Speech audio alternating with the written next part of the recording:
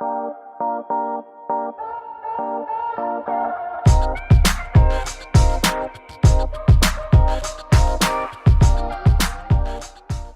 everybody. Welcome to another episode of my podcast that is taking the universe by storm. Podcast Monthly calls the Ingle Angle the best podcast you've never listened to. I'm not sure if that's true or not, but it sounds really good. I am Mac Ingle, Fort Worth Star Telegram, and I am here to talk about a crisis in my life before we get to my guest. A terrific guest, by the way. Not that any of the other ones are bad, but this one's really good. My daughter is 14 and she is preparing for homecoming. She invited, a boy asked her to the dance. So this is a new world for me for a lot of different reasons. One, because I didn't go to homecoming. Two, because I didn't go to prom. That's a great story. And three, I have no idea what to do for homecoming. Specifically, how to get a dress for a 14-year-old for a party that is basically a photo op, which is now like a half hour, an hour thing with kids. They spend more time taking pictures of themselves in 30 minutes than the previous generation did in 30 years because the technology allows for it. Go to dinner. They'll look at each other, awkwardly dance, get on a bus, we'll pick them up and they go home. I don't even want to think about how much money this is going to cost me because all it's going to do is make me mad. There's two things in this world now that I understand that make me mad a lot. One, the bill. Two, the upcoming weather forecast. And it kind of rotates. Usually it's the bill, whatever the bill is, because it's just oncoming, an onslaught of people asking, hey, you owe me money. Then I look at the weather, and they're always fucking wrong. I want that job. I'm a sports writer. I'm wrong all the time. Weather people are never right. And then they turn around like, well, God's will.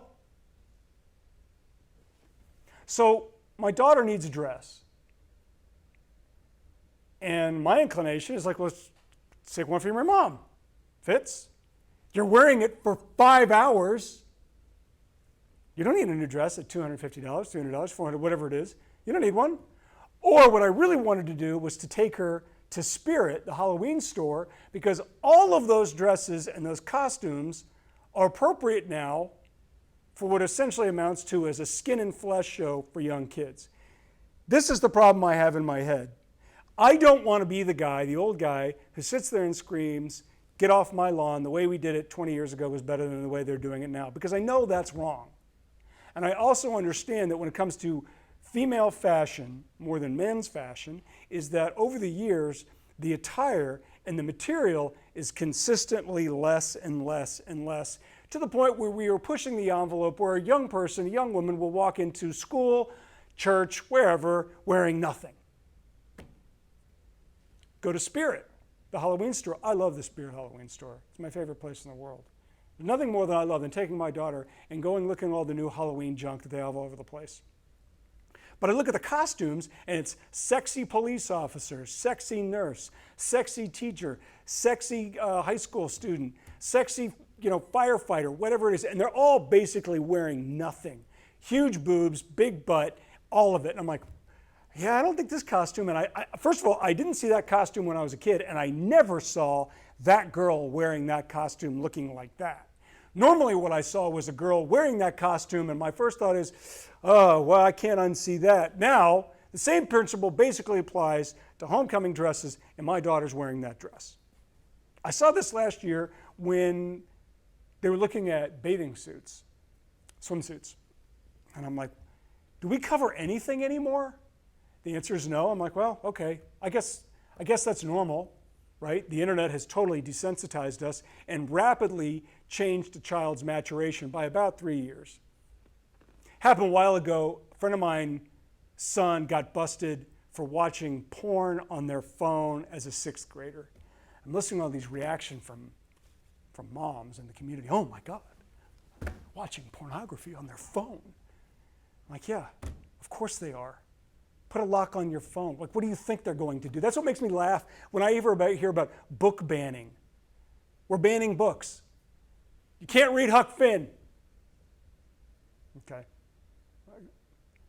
Have you checked Google search history? You can ban every book. Good luck banning the internet. Of course they're seeing all this stuff. Of course they're wearing less. It's what we've done for the last 50 years. I looked at Playboy, I think when I was in 5th grade, or maybe it was Penthouse. God, it was just so much hair. And now, of course a kid is going to have access to more advanced imagery. Of course a kid is going to wear less. I get it. The bottom of the dress barely covers her rear end. I go to a college football game and I'm like, honey, why are you even bothering wearing shorts? You can see everything. Which I get, that is part of the allure, which is people will look at you, be famous on Instagram and TikTok. It's fine. And I guess I can rationalize that part. The part that I can't rationalize is less material costs more money. She ain't paying for it. It's coming out of my wallet. 5 hours, less material, more money. And I know it's not going to be 92 degrees next week. It's going to be 98 because all you guys are wrong all the time. Okay, talked enough about this. My first guest, or my guest for today's episode is a guy I've known for a long time. He's a great guest. Terrific sports writer for a long time for the Dallas Morning News. He also had his own sports radio talk show on ESPN radio in Dallas-Fort Worth. He is a Ohio State alum, the Ohio State University, I'll give him that. And he has a new book out. His timing couldn't be any better. He spent a year at Jackson State University with pretty much unfettered access to Deion Sanders and Jackson State University there in Deion's final season before he became the head coach at the University of Colorado, where he has completely overtaken all things college football and football for that matter, because everything Deion does, we watch and we talk about.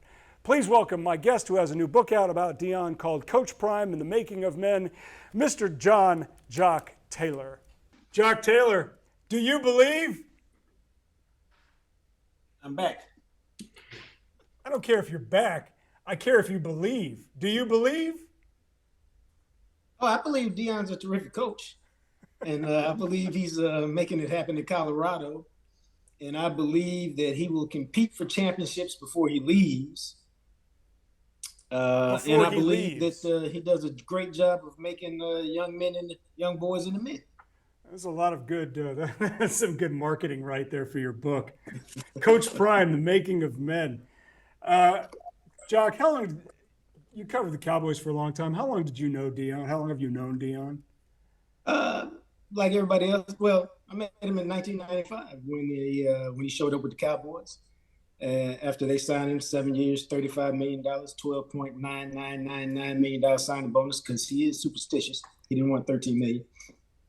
And but I tell people that we actually got to be cool. Probably, I really think it was 97. I probably should do some research, so I should quit saying I really think, and here's what the deal is. But he was leading the league in punt returns, and at that particular time, and he wasn't coming in the locker room very often. Wait, hang on, time out. When you say he wasn't coming in the locker room very often, tell the people what that means. I'm assuming you mean he wasn't coming into the locker room very much to talk to the media. Right. Okay. Yeah. So typically, but he wasn't even in there for you to go approach him. I mean, he might go through to get his stuff, but he wasn't coming in during, when you cover the NFL, there's an hour period for you to do interviews with various players. Even back then, the stars like Troy Aikman talked on Monday, Emmett talked on Thursday, Michael talked on Friday, and whoever else talked on, stars talked on whatever day they talked on. Well, Deion didn't have a day, so he didn't talk a lot. And he did talk after games, but during the week he just didn't talk a lot. And so I saw him in the locker room and said, "Hey," because I remember him sitting at his cubicle, which was odd for him. And I said, "Hey, I want to do this piece on the cats blocking for you, not you, because I know you don't want to do, but for the guys blocking for you." And he was like, yeah, let's do that." So he sat down, talked. Of course, he gave me great stuff. Wrote the piece, and back then I brought it to him a couple of days later or whenever it came out. Handed it to him and said, "Hey, here's what I wrote." And whenever he saw me next, whether it was the next day or a couple days later, he was like, "Hey, I like those good piece. Come get me. I got you." And so we kind of started from there, the relationship. And then once he retired, man, he was always coaching kids. My son went to his football camp for a year. And so and the thing that impressed me about it, Deion, Kevin Mathis, George Hegeman, those cats were all still there. Because we know a lot of times when pro athletes put on a camp, one, they're not showing up at 7 o'clock. They'll get there at 8:30. They'll leave about noon, 1 o'clock, and let everybody else run the camp. It ain't really a camp that they're running. Their name is just on. They're trying to make money. Well, he was running his camp, man. Matter of fact, I remember it distinctly because, so I tell you, I'm dropping my son off. It's July 11th, and my son, I said, "Hey, where's your stuff today?" Because it's Friday, and he goes, "Oh, we're going roller skating today." And I said, "But you don't know how to skate." He says, "Understand, my kid at that time is 8. Football player, likes to play basketball, fancies himself an athlete." He goes, "I know, so I'm not going to skate. I'm just going to watch everybody else and have fun." I said, "Okay, now this is important because that's what he told me when he left. It's my anniversary. So I'm taking the wife to the Ritz-Carlton that night. He's spending the night at his buddy's house, okay? I get a call probably about 7:30. We've just settled down to dinner. And I get a call, "Hey, AJ hurt his ankle at camp and is not getting any better. I think he broke it." And so I go, okay. Rush over there, take him to the ER. "Yes, my son has broken his ankle." "How'd you do this, doc?" "Roller skating." "I thought you told me you weren't roller skating." But it looked like so much fun, and I think I could do anything, and so I tried it. I like, "Doc." So that's how I spent my anniversary that year when he broke his ankle at Deion's camp. So after that, man, but we did some projects together over the years. And, when he got in the Hall of Fame, we did some more projects. So, and I always liked him. He always liked me. And so, I just called him out the blue sometime. "Yo, what's up, Doc? What you doing?" And I'm going to tell you when we really connected, man. So the job is one thing. But I remember calling him one day. I can't remember why I was calling, but I was calling him. And we were talking. He said, "Hey, Jacques, hold up a second." Ah! He said, "Okay, I'm back." I said, "Dog, you tripped me. You a trip." He said, "What you talking about?" I said, "Dog, we the same, man. We spend all our time screaming at our kids when we ain't at work." He said, "Yeah, otherwise they go crazy." And so it really brought home at that particular moment that he's a good dude to me, but he a father just like I'm a father. He a man just like I'm a man. He's good at his job just like I'm good at mine. His job just pay a hell of a lot more because he's a 1% guy, And I tell this to people all the time who bitch about athletes making money or they should own up to a contract. I say, "Hey, check this out, Mr. Person. If you have a 1% skill that only a handful of people in the world can do, you, my friend, can command whatever it is that you can command." Yeah. I said, if you like 99% of other people, you got to conform and do whatever the boss man says. But you got that 1% skill. You just got to let that thing do what it do. So when I was in high school, I'm not trying to date you, but when I was in high school, I remember this vividly. I had a substitute teacher who was a minor league baseball player for the New York Yankees, AAA affiliate, the Columbus Clippers. I'm like a junior. I remember that. Okay, you remember them. So Deion came through the system. And at the time, Deion was blowing up because he's a two-sport athlete playing for the Yankees and the Falcons and the 49ers just before he came to Dallas. And, I'm a big sports fan. I'm all about it. So, Jack, I asked the substitute teacher after class, I said, "Hey, what was it like playing with Deion Sanders?" I'll never forget. He said, "He's two guys." He said, "In the locker room, he said he was a great guy. He's a great teammate. He's a good guy. He was funny, treated everybody the same." He said, "But once the camera came on, primetime showed up." Have you, is that a fair assessment of your experience with him? I'm going to take it a step further, is that if you ask anybody who played baseball with him to describe him as a teammate and a player, it will bear almost no resemblance to the football teammates who would describe him as a teammate and a player. Never because heard why? Baseball got a much different vibe to it than football. And so in baseball, he fits in great because why? He wants to go fishing all the time. He likes to play cards. He likes to talk smack. What do they do in the baseball clubhouse? They play cards, they talk smack, and the vast majority of guys talk about hunting and fishing. And so his baseball teammates love him because he's really a generous person. And so now football is a different thing. It's about violence and it's about, all this other stuff that goes into being this alpha male. Right. And, I got to destroy you on the football field. Whereas baseball is much more about concentration and focus, hand-eye. It's a different sport. And so he vibed with his baseball guys. His baseball teammates love him a lot more than maybe some of his football teammates did because in the baseball clubhouse, he wasn't the best player. So he also fit in differently because, he did what he did to contribute to the team in all the ways that he did. He's a really good player. Where I'll tell you, he was him. He was that guy. And so I'm going to show you that I'm that guy. So when he went to Jackson State, his ambition was, and I remember this clearly, he had gone on a podcast, the I Am Athlete podcast, and I think it's hosted by Brandon Marshall, somebody else, I can't remember, but he had the aspiration to do something, Jock, that I had heard prominent members, sports journalists, black sports journalists say, if somebody can do this, this could really change college athletic establishment, which is to take an HBCU program, a historically black college and university program like Jackson State, and get the best talent that normally goes to Alabama football, Kansas basketball, Kentucky basketball, Ohio State football, whatever, get them to an HBCU, turn them into a power, and the money will come. Now, I'm paraphrasing here. And Deion said that when he took the Jackson State job. And I thought, man, if anybody can do this alive, this is the one guy who can do it because he's just such a charming personality. And he's an absolute lightning rod, and the camera loves him. Do you think that was his ambition, was to really create this team, Jackson State, that could compete talent-wise with Alabama football? Now, it was going to take a few years, like 7 or 8, but do you think that genuinely was his intention to do it?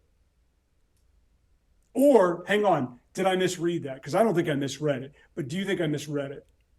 No, I think his intention was to go to Jackson State because he wanted to coach college football. Right. All right. He wanted to coach college football. It was to go to Jackson State and create the best college football program he could create, doing it his way, the way he thought it should be done.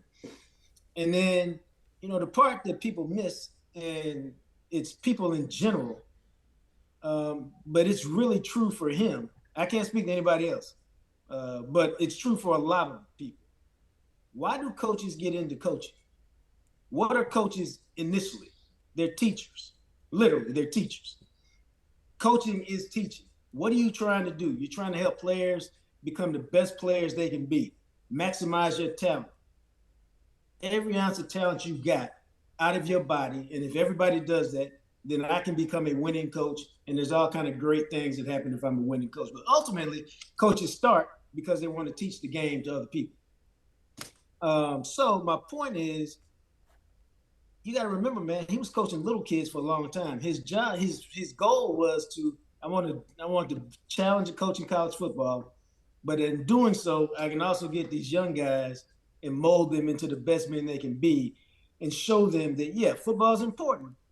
And hopefully we can get you to the league.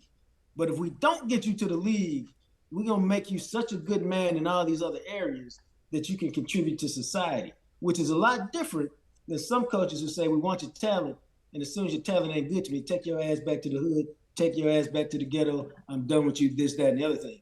Deion's not like that. He's always had the kids' best interest at heart. Now, he wants discipline.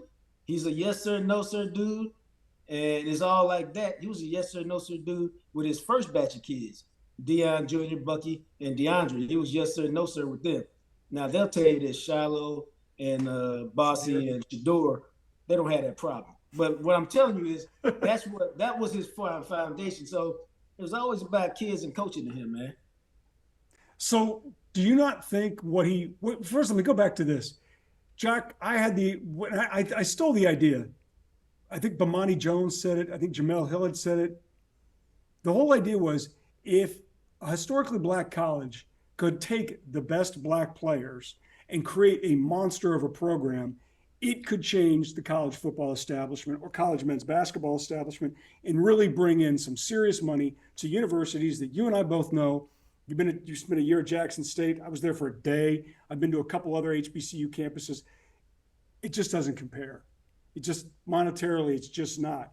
Do you think that if a coach did that or a program did that, that it would really genuinely change the outlook in the future for that particular university or an HBCU in general? Well, yeah. I mean, he did it at Jackson State. I mean, they were making more money than, their problem is, and it's like any other thing. This ain't complicated. This ain't rocket science. It becomes politics and ego, like anything else. And politics and ego is ultimately what. Now, let me preface this, and I like to tell folks that he was never going to stay at Jackson State forever. All right, I don't know. He was never going to be there forever. At some point, he was going to want a bigger challenge. I think that. But here's the thing: he didn't have to leave after 2 years in the COVID season. He could have been there for 4 years or 5 years before he left. It's the ego and the politics that made him go, oh, you know what? I'm out. I don't have to deal with this. So I'm not going to deal with this. And that's where you have to understand, because I say this about Deion all the time. Deion ain't for everybody, okay? He's not for every athletic director. You got to understand, the man been rich and powerful, the both of them. See, some people are rich, but they don't really understand the power that they had. He been rich and powerful since 1989. So, for people, and it doesn't matter whether it's Deion Sanders or Jerry Jones or Robert Kraft or the head of Apple. It doesn't matter. Rich and powerful people want things done when, Matt? Now.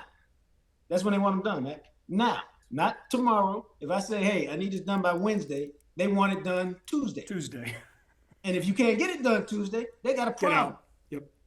And so that's really how he is. And so if you're not willing to work with him like that, then he's always going to be a problem and a pain in your ass. Jack, what did you see? You spent a year there embedded in Jackson. I remember you and I were texting back and forth. I was driving through there with my daughter, and I was going to spend the night there. And I asked you for a couple, restaurant suggestions, and you said, you got to understand, this is a sleepy town. Well, I hadn't been to Jackson in 20-some years, and the whole town, this is like Saturday night in August. Jack, the town was closed at 9 o'clock on Saturday. I mean, it is Jackson. Pardon? It is Jackson. So I'm like, okay, he said it was sleepy. I didn't know it was going to be asleep. What did you see there in your year or 9 months, however long you were there, in your time embedded with Jackson State, that you think the reader of this book, consumers of Deion fans, members of the media like myself, will see that we don't get about this guy, or we don't get it, or we're flat wrong about? That's a good question. I think one of the things is, and I see it all the time, he's going to take this Power 5 job. Once he gets Colorado flipped, he'll take this Power 5 job. Or, Mike Florio, despite my best efforts to change his mind. No, he's got to go to the NFL. He's got to go to the NFL. Those people, and I've got some friends of mine who are rich. I'm not, but some friends of mine are rich, and they own businesses. And we have a lot of conversations about them from business owner perspective. And I try to tell them, hey, Doc, you realize, right? Not everybody's motivated by money. Most people are motivated by money. I haven't met him. But everybody's not motivated by money. Meaning you want enough money to live and survive and all that stuff. Be comfortable. But you would rather take lifestyle over money. Right. Because I know a friend of mine who turned down a promotion and like a $30,000, $40,000 raise. I don't want to be in charge of all those people. I don't want to be called on the weekend when something goes wrong. I want to make my $97,000 right now. And I want to go have home. my weekends off. Yep. And I don't want that extra. See, he's not motivated by money. He's motivated by lifestyle. So, how old is the guy, Jack? No, how old's the guy? 44. Okay, I would have guessed 54. Because that mind, I can relate to that mindset. I mean, I don't want to deal with it. But go ahead. So here's my point. Deion is not motivated by money. Why? He can make as much money as he chooses to make. He has more money he can spend in a lifetime. And when I say he can make as much money as he chooses to make, number one, he can endorse whatever he chooses to endorse. Yeah, right. And number two, we talked about this one time, and it just popped up in conversation. As much as he wants to, he can say, "Hey, Mac, I'll speak at your event. Have your jet pick me up in Boulder at 7:00. We'll be there at 10. Have the limo take me to the event at 11. We'll do a Q&A until 1. Have your jet take me back to Boulder, and I should be at home at my crib by 4. And make sure my check for pick a number is in my bank account, before I get on the plane." He could do that as much as he chooses to do. Sure. So what I'm telling you is money don't motivate him. So he's not leaving unless Rick George leaves and somebody else comes in and he can't work with him. Trustees or somebody at Colorado starts saying, "Hey, we're the reason this, and we're tired of you doing." And he goes, "You know what? I'm not finna fight with y'all. I'm finna go over here." So if none of that happens, he'll be there for a long time, I think, because why? One, he don't really like to change all that much. Two, he likes, he's really, he's into the universe, man. There's a reason why every home he's ever owned got a big ass lake in front of it, that if it wasn't there, he created it, because he likes to sit on his porch and look at the water. So what I'm telling you is he's not just talking when he talks about, he wakes up, looks at the scenery in Colorado and goes, "I can't believe God created this for me to look at," because that's the way he gets down. And so, I don't know how long he'll be there. He'll be there. I couldn't even put a number on it, but I know they'll win. So number one is, I'm telling you, he's there for kids. That's so really if they offered him, Bill Belichick is the highest paid coach in the NFL. He's $20 million. Sean Payton, I think, got 16 from the Denver Broncos. If some team, because I'm with you on it, I think Deion as a college coach is much better suited because he's in control, provided nobody gets in his way. You mentioned Rick George, the Colorado AD. Nobody gets in his way, he'll be fine. However you want to define fine. He said on 60 Minutes he doesn't want to go to the NFL. I don't think he would be as effective in the NFL as he would in college, but let's just, purely for the sake of argument, some NFL coach says, "You know what? We got the top pick in the NFL draft coming up. Let's just pick Arizona, and we'll give Deion $15 million a year. Whatever you want. You're in charge of personnel, which is the dream of every NFL coach, and we'll give you personnel." Would he do it? No, because they don't want to coach adults. He likes to coach kids. He likes to shape kids. And why does he like to shape kids? Because he views how his life would be if these coaches weren't in his life. He talks about Dave Capel all the time. All the time. Who is Dave Capel? Dave Capel was his coach with the Fort Myers Rebels. The guy who said, if your grades aren't A's and B's, you don't get to practice. Not play, you don't get to practice. They were kind of a select team, so when they had games that weren't in Fort Myers, you had to wear a suit and some slacks to the game. What does this team do now? They get suits and slacks to the game. That was his introduction to football. His high school coach, stern disciplinarian. Mickey Andrews, his coach at Florida State, who he says taught him everything about playing defensive back. Stern disciplinarian. All the coaches who shaped him were these Bobby Knight, Bill Parcells types. So no, but you see the pomp, you see the circumstance, you see the flash, but that's not who he is as a coach. That's who he was as a player. But even as a player, man, he was a hardworking player. So what I'm telling you is the things that you find out about Deion is that he loves kids. He'll do anything he can to help a kid. He gets mad all the time. "Matt, get out of here. You're off the team." You come back, "Coach, I'm so sorry. I promise I won't do it again. please take me back. Okay, dog, but I'm tired of this. 3 weeks later, you mess up again. But, Coach, I promise you, if you just give me one more Last time, time. I won't do it no more. Okay, dog, but I'm tired of it. I mean, he does his time after time, man. And so his care for kids is genuine. And then number 3, man, is he is, and I'm not saying, when I say hardworking, every coach is hardworking. This ain't about like studying plays and all that. This is about they're not cutting the grass the way I want it cut. And I want it cut this way for a particular reason. So he had his lawnmower taken over the campus, and he cut the grass himself for a couple of weeks until he made a deal with the minor league baseball team's ground crew to come over and cut it. He says all the time, and he means it. A lot of coaches say it. I won't do anything, ask y'all to do anything that I won't do myself. And so he takes that to fact. He blew a gasket. I think it was Alabama State. No, it was Alabama A&M. He blew a gasket in the locker room at halftime. Why? The trash can was overflowing and nobody had taken the step to go empty it. Like, y'all see it's overflowing. Somebody emptied the trash. So what did he do? He stopped what he was doing, went over there, emptied the trash. That's the kind of dude he is, man. So the Deion effect is now this, it's on television ratings and revenue and all this other stuff. And to me, I thought the Deion effect initially would have been at HBCUs to do what we talked about earlier, but that my contention was, and you know better than I do, to do that was going to take years, and I don't think he wanted to do that for years. Not especially. He was. No, I mean, but hang on, but to do that, to live there and to live with those facilities and all that, that was going to take, and it may not even happen. But now what I'm seeing, and I thought, if he's going to have a real effect on the African American community beyond, just doing really well at CU, it's creating opportunities for long-suffering black assistant or head coaches at different levels to get that chance that you and I both know they don't get. We could go down a list of guys, be it the NFL or college, who are just sitting there waiting for a phone call, and they don't get it. And Deion got it because of his personality, his charisma.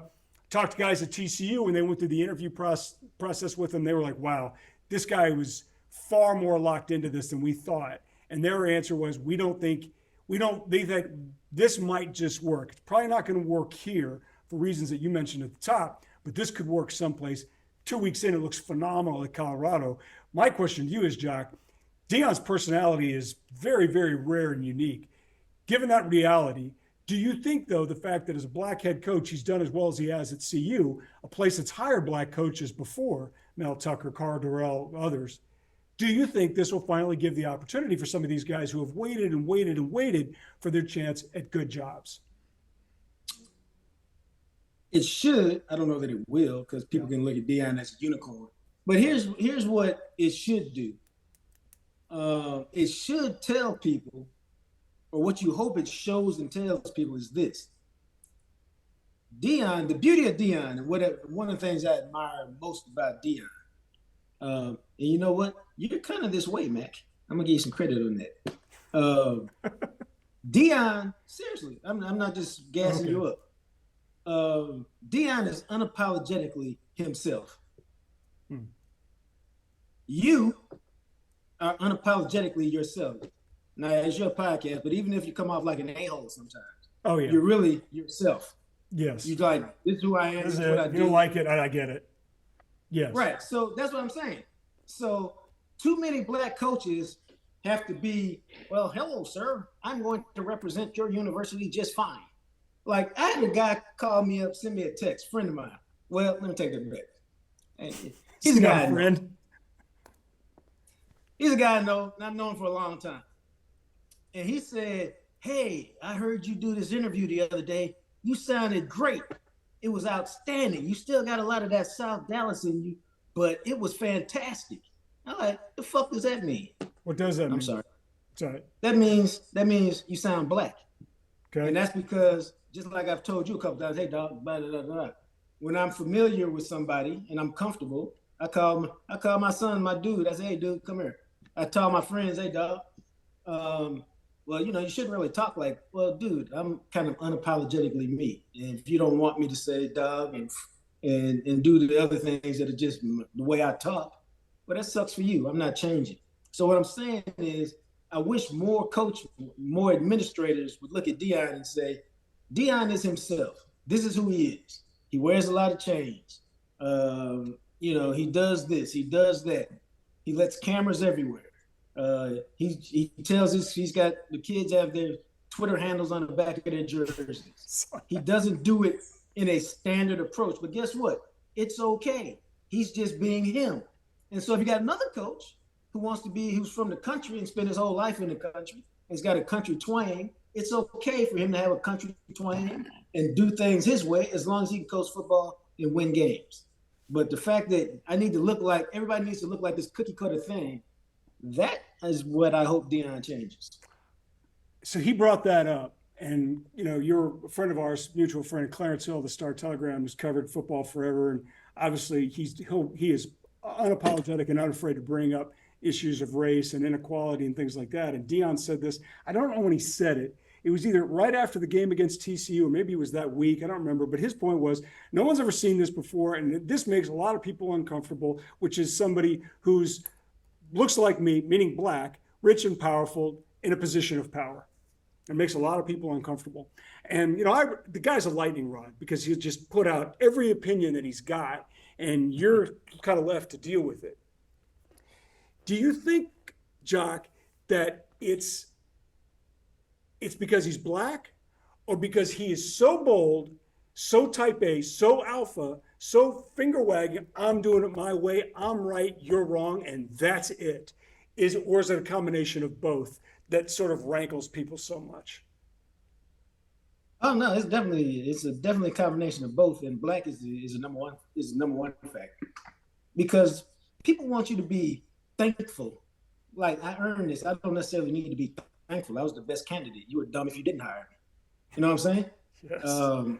And so people, too many times people want you to be thankful or be humble, and that's cool for some people, but that's not in everybody's personality.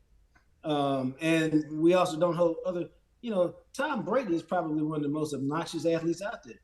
Ain't nobody holding him to that kind of standard on a regular basis. Larry Bird was.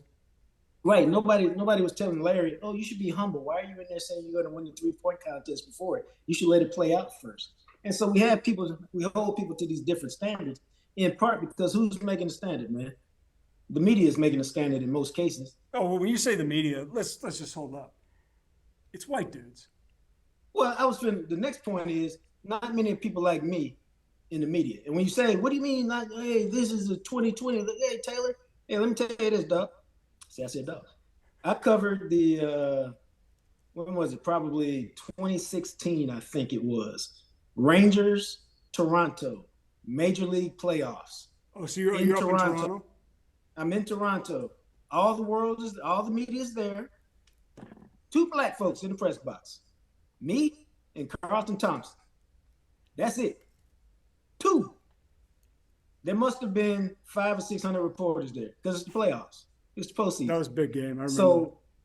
So when I say I understand who's setting the tone, well, yeah. Who are the columnists in America? Most of them are middle-aged white guys between 40 and 60. See, that's the thing that we could. That's why diversity is important, because when you have diversity, you have people who understand. Like, why does Deion wear all this jewelry, man?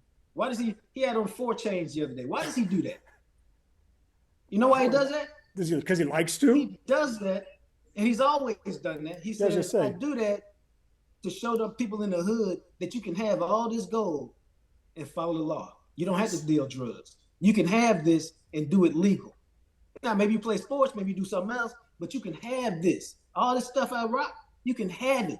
And you ain't got to deal drugs to get it. And so he says that's the way of me showing my people back home, you can make it and you can do it legal. If you have diversity, you can get that story out there and people go, oh, okay. When you don't have diversity, the question never even comes up except look at him showing off all that jewelry and all that money. What a waste of money that is. So tell me if I'm right or wrong on this. When I've seen him perform, and look, he drives me crazy sometimes because I don't like it when he'll sit there and criticize guys players, whomever else, and then somebody criticizes him, and it's like, oh my God, I saw it with Bobby Knight. I've seen it with a lot of other coaches. And Bill Parcells could take it okay, I thought. But as I've seen him evolve, Deion evolve, especially in these last 4 or 5 years, there is an unmistakable similarity to former President Donald Trump. Not in terms of, I'm talking about in front of the mic, rhetorical devices. And I'm like, God, there are a lot of similarities between these two guys, rhetorically speaking, just devices. I'm going to do it my way. This is the way I'm going to do it. And if you don't like it, you can go fuck yourself. I'm paraphrasing here. Because he don't curse. No, he doesn't. No, you're right. He doesn't curse. But just the attitude, and his fans love it. Donald Trump's fans, whatever you want to call them, the base, love it. And I'm seeing the same thing here. Am I right or wrong? You're right, but hey, I asked him this. I said, we were sitting in his office, and I said, you know what? I've been meaning to ask you this, man. And this is, I'm going to give you some quick background. One of the things I tell young reporters, and one of the things I love that I've become as I've evolved as a reporter over the years, is that when people trust you, you can ask them anything because they don't believe you have an agenda. Right. And if they believe you don't have an agenda, they'll give you an honest answer because they believe that you'll take that honest answer and write it in the way in which they meant it to be explained. Totally agree. So I can ask Deion anything because he knows I don't have an agenda. I can ask him the hardest questions in the world. What the hell happened at Prime Prep, dog? And he'll tell me his version of the truth because everybody got a version of the truth. So I asked Deion, sitting in his office, I said, let me ask you this, bro, dog. You a control freak? He goes, yep. I said, why are you a control freak? What's up with that? And he said, oh, let me tell you a story. And this dude sat at his desk, and it's in the book.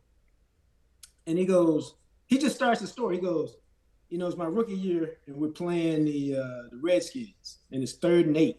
And right then I'm thinking, why has he got photographic memory over something that happened in, 30 years ago? And he goes, we're playing the Redskins. Art Monk's in the slot. I'm 8 yards off of him, covering him in the slot. He goes, and we got a blitz call. And I know we ain't going to get there. He said, I was playing for the Falcons. So I know the blitz ain't going to get there. And the ball is snapped. But just in case it get there, I'm peeking in the backfield to see what's happening. And as I peek in the backfield, Art Monk runs right past me. And I saw the quarterback cock his arm. I go, well, he said, I just started jogging off the field because I knew Monk wasn't going to drop it. 34-yard touchdown. I walked to the sideline, jogged to the sideline. Coach like, what happened? Don't worry about it, boss. Never happened again. And he said, I decided at that moment in my career, I was always going to play press man the rest of my career. I was never going to go off. I was going to do it my way. That way, if I got beat for a touchdown, it's all good. He said, I don't even count that as getting beat. I said, they got me, but I didn't get beat. If I get beat, I'll let you know I got beat. They just got me because I didn't do what I was supposed to do. He said, so I went back. I played press man the rest of the game. I'm not going to catch another ball, and I am who I am. That's why I do it my way, because I know my way works. And if I fail doing it my way, I'm good. I'm disappointed I failed, but I'm good with the process because I know me. I did everything possible to put myself in position to win. I don't know what you did. I know what I did. And so that is why he's a control freak. That's why it's his way or no way. So you can see here, these are all the kind of questions I was kind of keeping a running tally of other things I was going to ask you. Right. We could probably have done 4 or 5 of these on any number of subjects. This has been great. You can have me back. I might just do that because do me a favor. We got like 2 minutes left. Pump the book and pimp your new podcast. The book, Coach Prime, Deion Sanders and the Making of Men. You can find it you can pre-order it now. It drops October 10th. Well, wait a minute. Is there any place that I could order or a reader could order it that the money goes directly to you as opposed to Amazon or some? Well, that's awful nice of you. It will be once it drops. Then you can go to jjtmediagroup.com. jjtmediagroup.com. That's where you want to buy the book. I've been down this road, so I get it. Go ahead. But the new podcast is Jacques Talk. We got episodes dropping Monday, Wednesday, and Friday. It's a continuation for those of you who know my Jam Session podcast I did with Matt McLaren. That was great until Matt McLaren up and got a job at the Ticket. And so, that's rude. So I had to reinvent myself. Now I'm doing it. One of my good friends produces it, so he chimes in a little bit. But we have a good time. But if you like Jam Session, you love Jacques Talk. It's the same kind of concept. A lot of Cowboys, a lot of Colorado this year, and whispers from the star that nobody else knows but me. Jacques, thanks a lot for your time. Congratulations on the book. I look forward to reading it. Look forward to listening to your podcast. Thanks for everything. The book is Coach Prime, The Making of Men. He's Jacques Taylor. Make sure to buy it on jttmedia.com because that's where Jacques gets all the money. Jacques, thanks a lot for your time. I appreciate it, bro.